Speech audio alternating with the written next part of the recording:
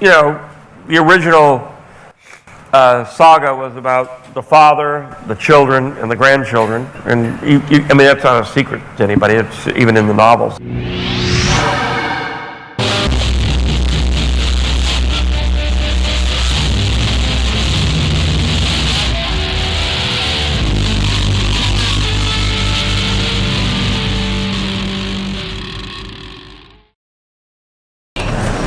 Okay, go ahead. Have you read any of the books with Princess Leia as the main character?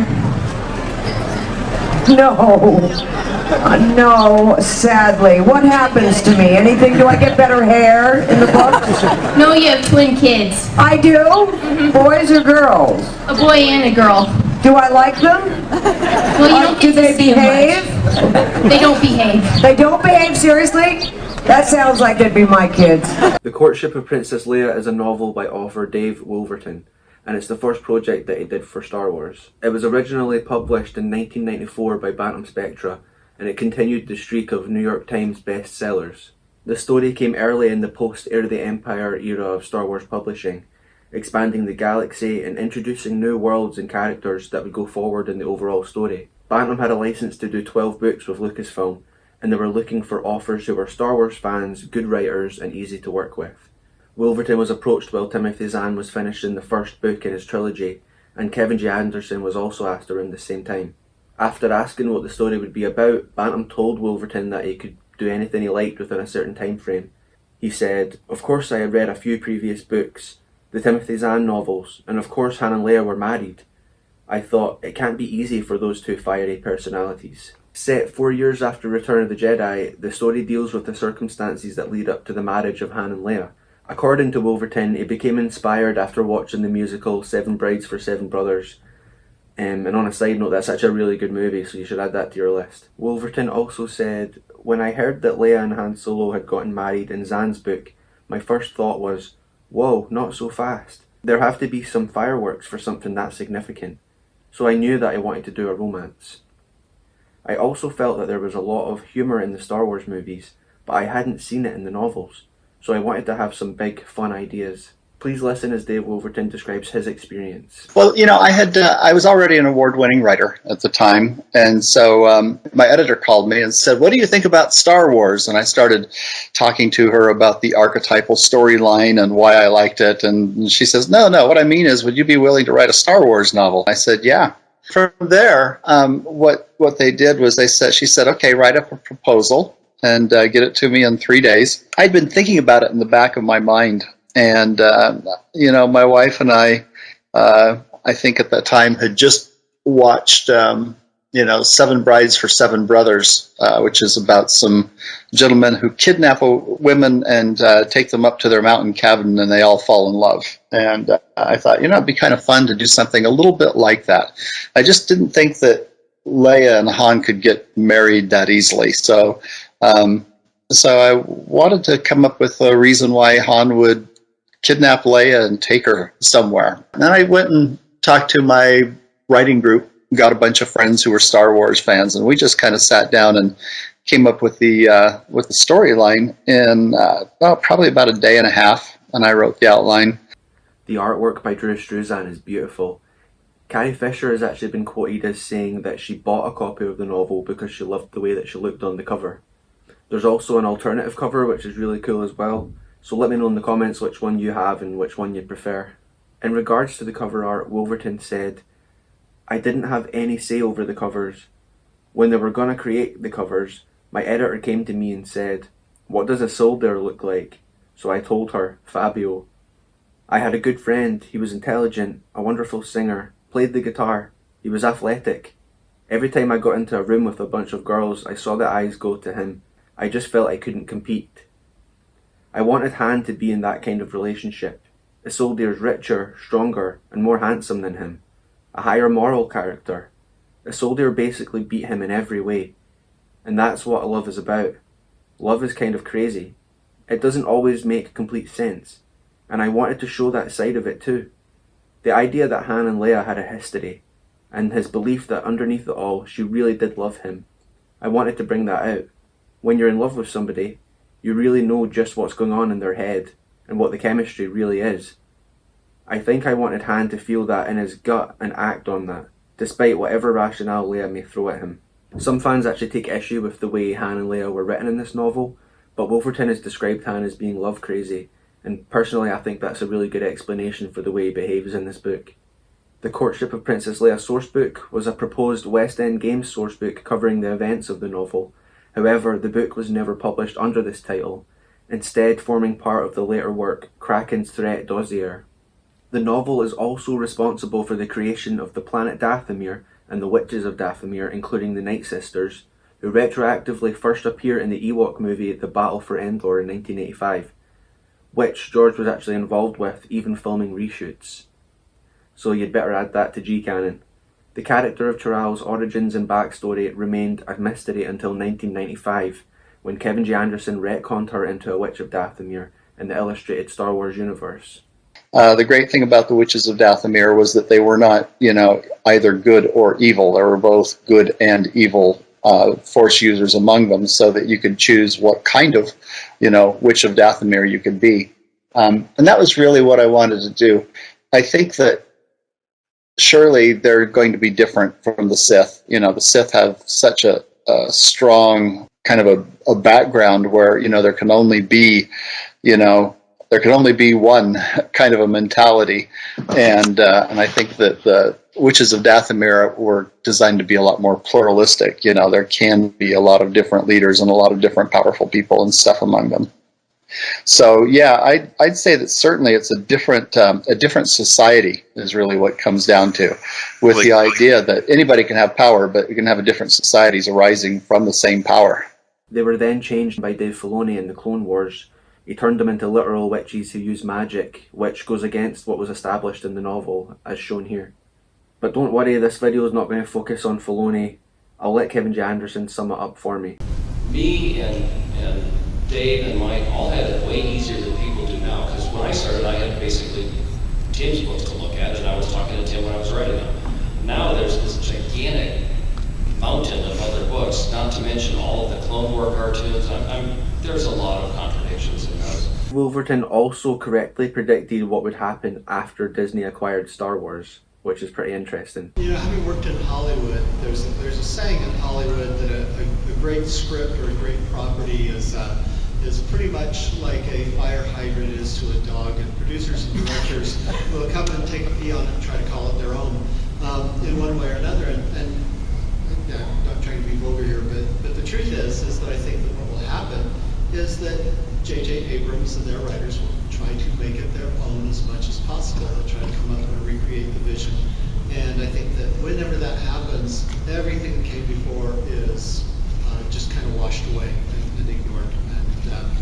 And so I expect that to sort of be realistically what happens. Lastly, I'd like to talk about Dave Wolverton's experience working with Lucasfilm and George Lucas. He says here, as far as Lucasfilm went, they were really generous with the franchise.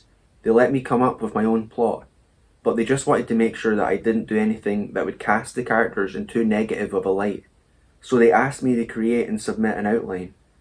I had to write it very fast, almost overnight, because they were in a hurry. Since I already knew the characters very well, it saved a lot of time over writing a normal novel, where you have to develop your own characters. We went through George Lucas, and he signed off on each point. When he got done, he wrote me a little note that said, "Great job, I can't wait to see it." It was that easy to get through the approval process. Of course, once you write the story, they read it to make sure you wrote what you said you would, and it's up to their standards. Really, it was a painless process that was pretty much all of my creation, and I just felt lucky and grateful George Lucas signed off on it. So there's another example of George Lucas's involvement in the expanded universe. He goes on to say, "The folks at Lucasfilm have always been very easy to work with. What they do first is to look at your work to see if you're writing at a high enough level so that they want to work with you. Once you get approved as an author, you are free to submit ideas for stories. So you pitch your outlines, make any necessary changes, and go from there. I've done maybe 20 projects with them, and really never did have any problems. Each of them got through with minor changes, if any at all. As for Star Wars, of all the properties I've worked with, it has easily been the most fun." Please listen as Dave Wolverton reiterates these points himself. And at that time, George Lucas was actually going through, and he read the outline and made a couple of notes and basically said, "This sounds really cool." And we were able to go ahead and move through the process. Once Lucasfilm approves it, then you write the story, and I did. I made a couple of little minor changes, which I think to the outline, which I think improved the book. Then we sent it back to Lucasfilm again, and had their team go through the story sort of line by line.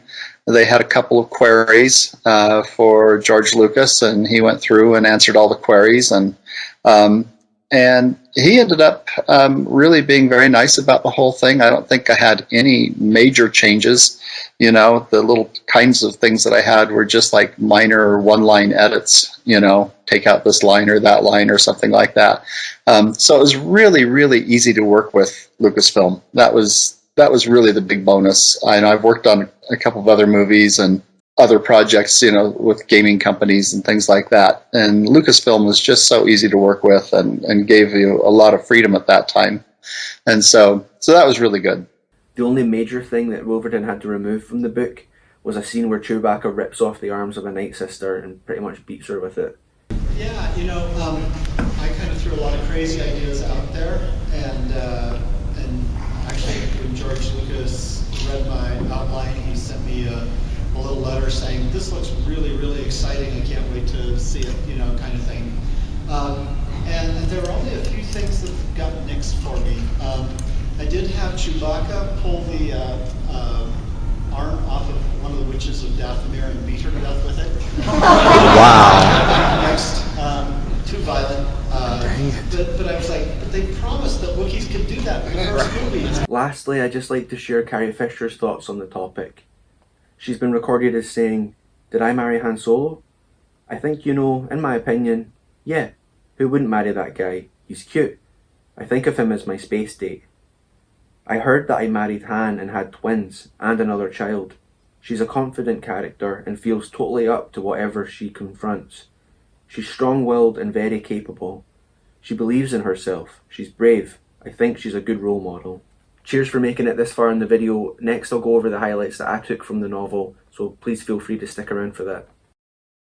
So it's been about 5 months since Han last saw Leia and he longed to kiss her. There's a starship been captured from the Imperials that's Leia's flagship called the Rebel Dream. In her hair, Leia wore combs that Han had given her, made from silver and opal, mined from Alderaan before Grand Moff Tarkin destroyed the planet. Han had begun to realize that the war against the remnants of the Empire might take years, maybe even decades to win. It says that no protocol droid ever managed to look as nervous or excited as C-3PO. The species here, the Hapas, never ask a favour without offering a gift of equal value, but now each planet in their system is offering its greatest treasures to Leia. What could they want in return? She's given the gun of command. One shot and you'll be stood helpless, unaware of your surroundings, and follow any orders as you cannot distinguish the command from your own thoughts. They basically ask the New Republic to join in an all-out war against the combined might of warlords who served as the last remnants of the Empire. The Queen Mother offers her greatest treasure, that's her son Isolde, whose wife shall reign as queen. With the backing of the Hapas, Leia would overthrow the last remnants of the Empire quickly. Luke visits the ruins of an ancient Jedi Master's home. He found preserved stormtrooper footprints and wondered if his father had also been there to kill the Jedi. Luke found the Jedi's lightsaber. He had been following his trail. The Jedi served the Old Republic in its final hours and had fled Coruscant with the records of 1,000 generations of Jedi. Luke hoped to learn more about the deeper mysteries of the Jedi. The Emperor hadn't been content in hunting down and murdering the Jedi. He had to extinguish them from the universe by destroying their knowledge. Luke finds a computer cylinder with footage of a younger Yoda talking about Dathomir. Leia felt guilty for wanting to gaze at Isolde longer. When Han felt worried or frustrated, he liked to work on the Falcon to ease his mind. Han thought when the Emperor died that they had won the war. Now he doesn't think it will end during their lifetimes. Leia had never quit grieving for Alderaan, and the Hapas world made her homesick. Han meets Isolde, tells him that he and Leia are lovers. Isolde tells Han that he loves Leia and that he should leave her to him, as Han would give her a smaller life than she deserves. It wasn't Isolde's mother's idea to arrange a marriage, it was his, as he had become enamored with Leia. Isolde kisses Leia goodnight, and Han tells him that he will fight him for her. Leia researches the Verpine race. They communicate through radio waves using a strange organ in their chests. A single Verpine could talk with the entire race within seconds, allowing them to develop a communal mind. Leia calls Luke for guidance. Luke calms her mind and tells her that he loves her. Han has a bad feeling about Isolde. He said, when you've been among slime as long as I have, you learn to spot it from a distance. Han takes out a loan on the Falcon to get into a card game to earn some money. Han hadn't played Sabacc in years. Here they played a variation called Force Sabacc, where the randomizer wasn't used. Han wins the deeds to the planet Dathomir and he gifts it to Leia, but it's in the warlord Siji's territory. Sinji's territory. Isolde passionately kisses Leia after saving her from an assassin, and she promises to leave with him to Hapas. Although C-3PO was a translator with some of the finest programming, his human friends seldom called on his talents when dealing with their own complex emotional entanglements. 3PO addresses the council that by birthright, Han is the king of Corellia. Han's ancestors changed their name to Solo during the Clone Wars. He was born Han Solo, and he changed it back to Solo. Han is ordered to lead a fleet to protect the Verpine to keep him away from Leia and Isolde. Han asks Leia to go with him to Dathomir. She might fall in love with the place and fall back in love with him. Leia remembers that she loved Han when Vader encased him in carbonite and when the Emperor was vanquished, but that was a long time ago. Han shoots her with the gun of command and kidnaps her. The Millennium Falcon was well armed, but it was also falling apart. Han had 3 droid brains running all his jury-rigged, modified system. The brains bickered. Leia realized that Han was only deemed reckless because he always risked his life for her. His courage was actually devotion. Leia sensed something on Dathomir. She didn't have Luke's sensitivity yet, but she had the potential. Han had never seen her so afraid. She said, "Han, we can't go down there." Luke touches Han's pillow and felt his desperation, but also manic glee and hope. Such strong emotions carry a unique scent, and Luke follows the scent like clues. There's an error here actually. It describes Luke's lightsaber as having a brilliant blue glow instead of green. Luke learns of Dathomir and remembers it from the hologram he found of Yoda. Once on Dathomir, the Falcon is camouflaged with 2 nets, one to hide its electronics from detection by sensors, and another to hide the ship from visual inspection.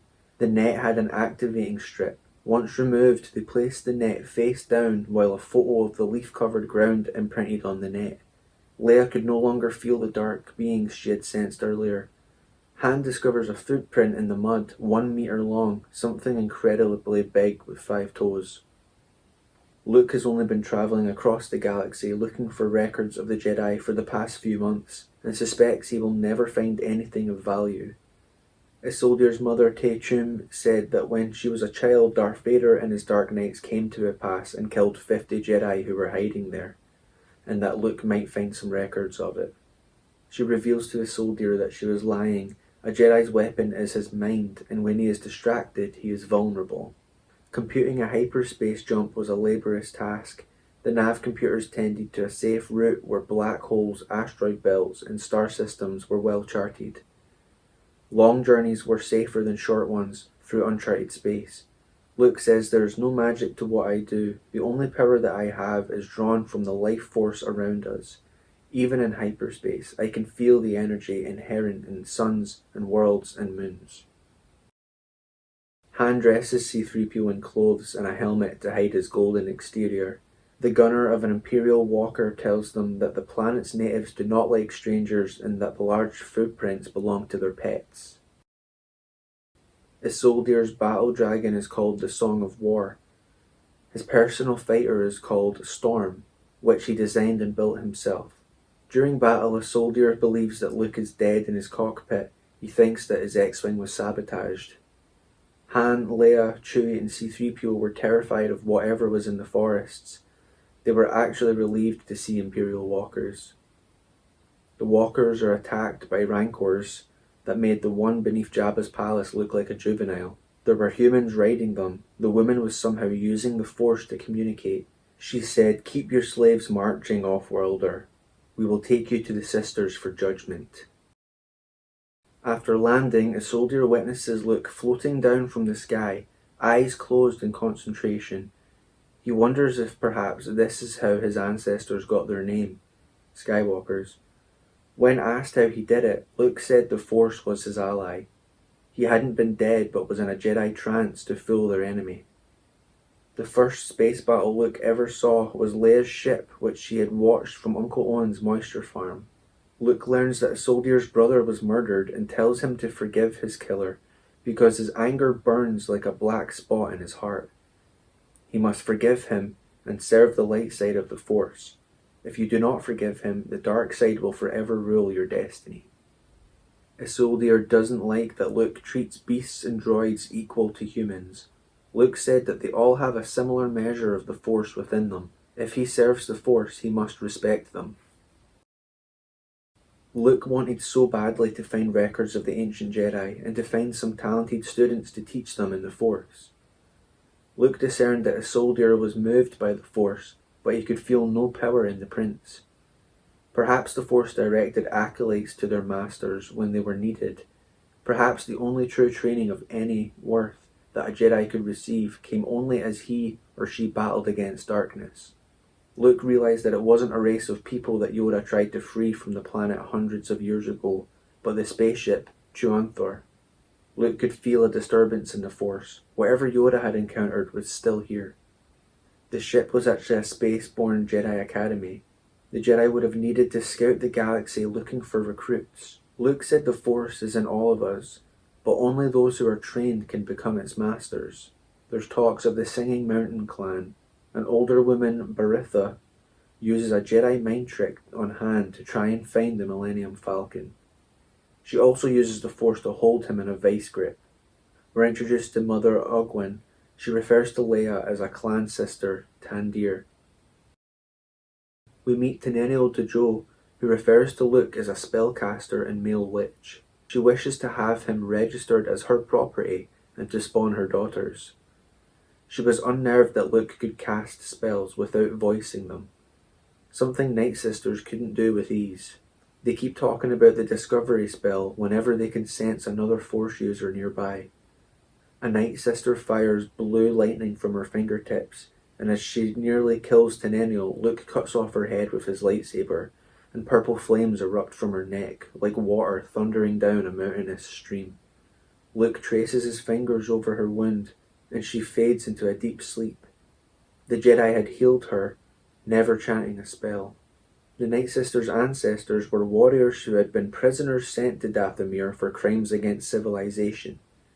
They were nearly hunted until extinction, until Alia was cast out there by the Star People. Luke knew her as a rogue Jedi. The Old Republic didn't want to execute her, so the Jedi exiled her hoping she would turn away from the dark side. She used her spells, the Force, to tame rancors and hunt food. She taught her daughters her lore and how to hunt for their mates.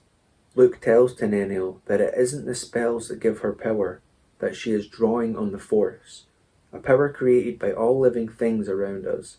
It isn't the words that give you power, nor is it a spell that corrupts you.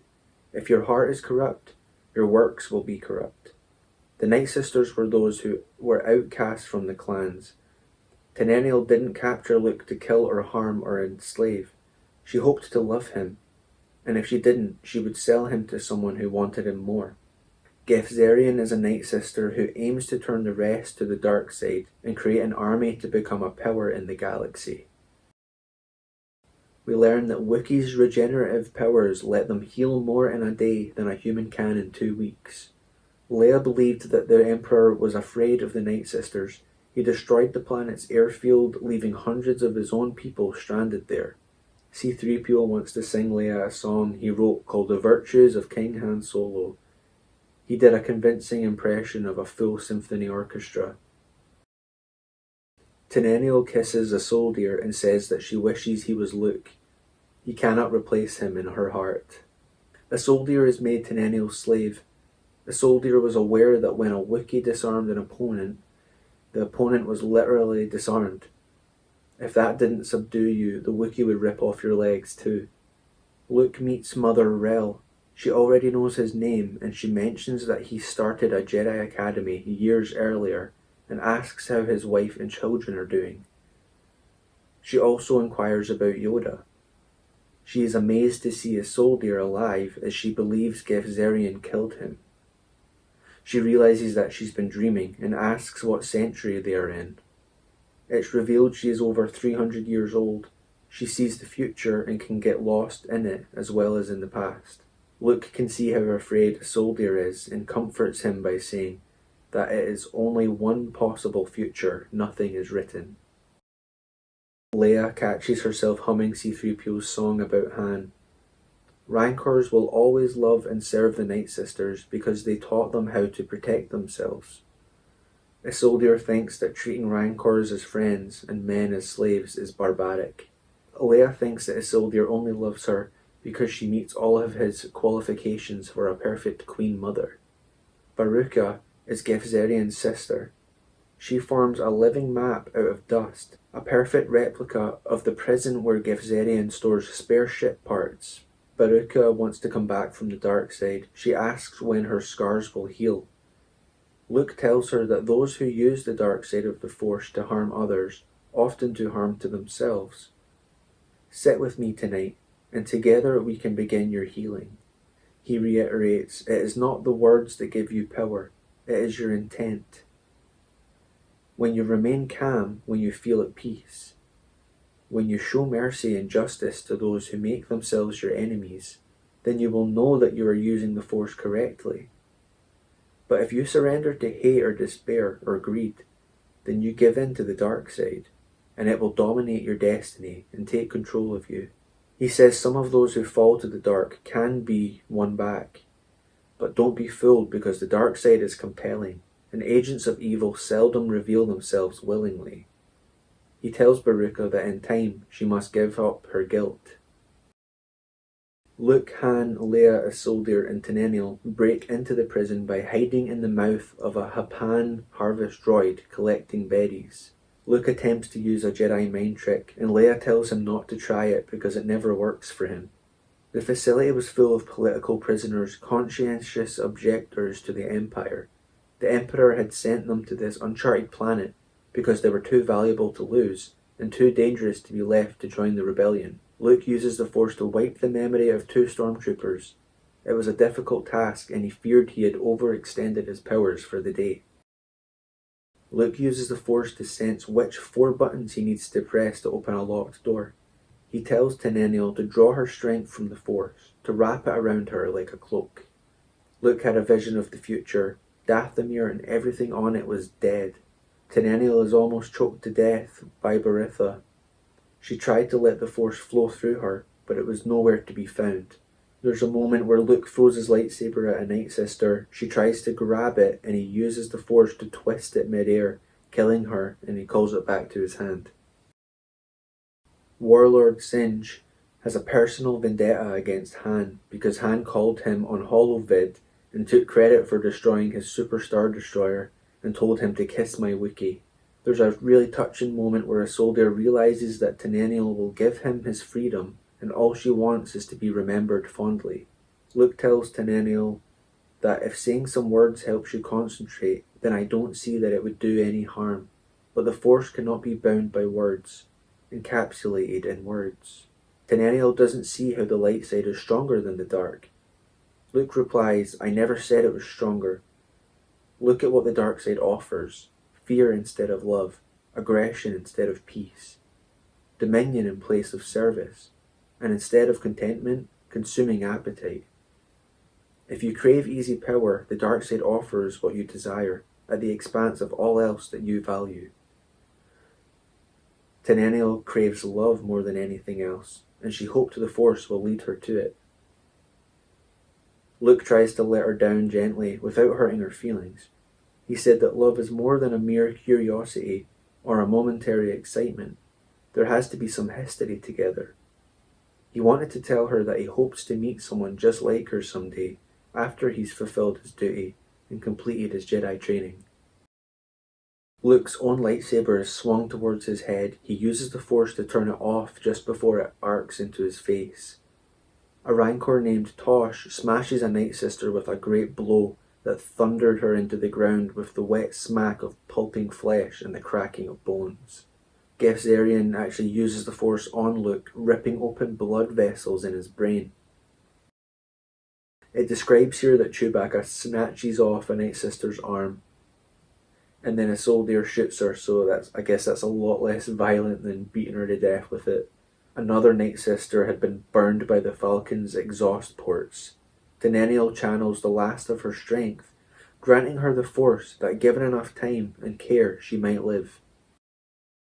Warlord Singe threatens to drop the temperature of Dathomir to 100 degrees below zero using an orbital night cloak satellite device if Geth Zarian doesn't deliver Han Solo to him.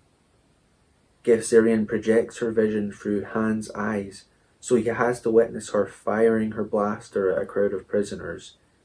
Even if he closed his eyes or turned away, he could still see it. Han lifts the mattress of his bunk, exposing a collection of illegal weapons, grabbing a thermal detonator powerful enough to destroy a large building. It would be impossible to detonate it without killing himself. Leia realizes that she had chosen the soldier out of necessity for her people, but that she had been waiting to see if she still loved Han. They kiss passionately, and Han raises his finger, saying, "Don't say anything. Don't make me regret this more than I already do." As Han walks away, Leia shouted his name, wanting to say "I love you," but not wanting to hurt him, yet couldn't bear to leave it unsaid. He turned to her and said, "I know, you love me. I've always known." Luke didn't feel like he was dying so much as expanding.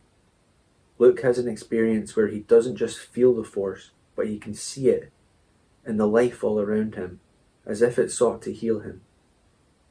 He grabbed onto it easier than ever before. The Force was everywhere, more abundant than rain or air, offering itself. The power stole through him.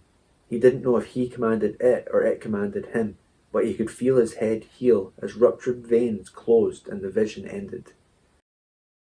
Tenennial would be banished for 3 years because she had killed in anger. Only then would she be accepted back into the clan. The soldier wanted nothing more than for her to go with him to Hapan. Tenennial says, "You've always been a brave man, so what will you think of yourself if you turn your back on the women you love?" She says, "You came here looking for someone to love just as I had. You can't fall in love with a witch of Dathomir without her knowing it, not if she loves you in return." The soldier is afraid of the disapproval and repercussions they would face if they did get together. Tenennial goes into a rage and basically says none of that stuff matters, and she kisses him, washing away all of his doubts and uncertainties. Han felt nothing knowing that he was about to die, numb, disheartened, regretful, anticlimactic. The Night Sisters had actually dismantled his detonator, so it didn't go off. Then they kill all the Imperials in order to take their armed ship. Geth Zarian lifts Han with the Force, choking him. She then threatens to break every bone in his body, and she starts by snapping his leg with a twitch of a finger. Han sees the Falcon approaching, so he tries to stall her, but the only thing he can think to say is, "You're not going to do that to my teeth, are you?" She explodes his back molar, and he curses himself for giving her nifty ideas. The Falcon was being piloted flawlessly, with impossible accuracy. Han learns that it's Luke that was flying. Everyone was in the cockpit. Luke had been flying and firing the blaster cannons. Luke was manipulating levers and buttons on the control panels with the Force. There's a really cool moment where he drops the shields to fire missiles and quickly restarts them with sharply honed reflexes. After defeating Warlord Zinji, Leia tells Han that he won their bet. If she fell in love with him after 7 days on Dathomir, she had to marry him. Han presents the deeds to Dathomir to Ogwyn, and she weeps in gratitude. She presents him with gold. He reluctantly accepts when Leia suggests using it to pay for the wedding. The soldier's mother is outraged that he plans to marry Tenennial, and Luke reveals that she is the one who planned to assassinate Leia. Tenennial threatens her and shows off her incredible power, forcing her to reconsider. Now that the Night Sisters were dead, Luke spoke with Mother Rel, who he discovered had been with Yoda all those years ago. She supplied him with records that she couldn't open until the Night Sisters were gone. Upon opening it, Luke found a box filled with reader discs, hundreds containing more volumes of information than any one person could hope to study in a lifetime. Saying farewell to Tenennial, Luke tells her that she will give birth to a daughter, and when the time is right, perhaps she will send her to him to be trained. Luke's the best man at the wedding. C-3PO has discovered that Han, in fact, is not royalty. His great-grandfather was a pretender to the throne. So C-3PO is planning to call off the wedding. And Luke basically says, leave it to me, I'll handle it. And he turns him off and hides him in an empty office. Luke arrives late to the ceremony, but Leia isn't angry. She's just grateful that he made it. She was more serene and content than she had ever been, and perhaps filled with more joy as anyone could be. In conclusion, this is a really great addition to the Star Wars canon. I've noticed that a lot of people share my belief that this is a really fun story and an even more enjoyable read. One of my favourite aspects, apart from the dynamic between Han and Leia, was actually the further exploration of Luke Skywalker's character.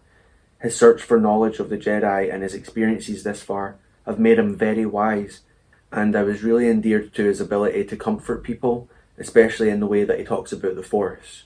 As the story progressed, I actually grew to really like Princess Leia, which caught me by surprise because obviously I wanted Han to succeed. I did find myself getting irritated by the way Han was behaving sometimes.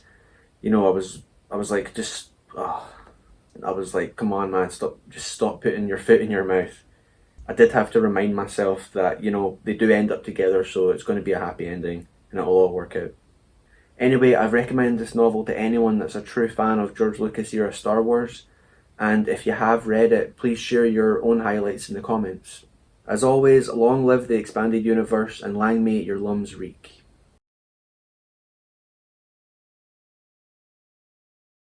I've kind of lost control of Star Wars, so it's going off in a different path than what I intended.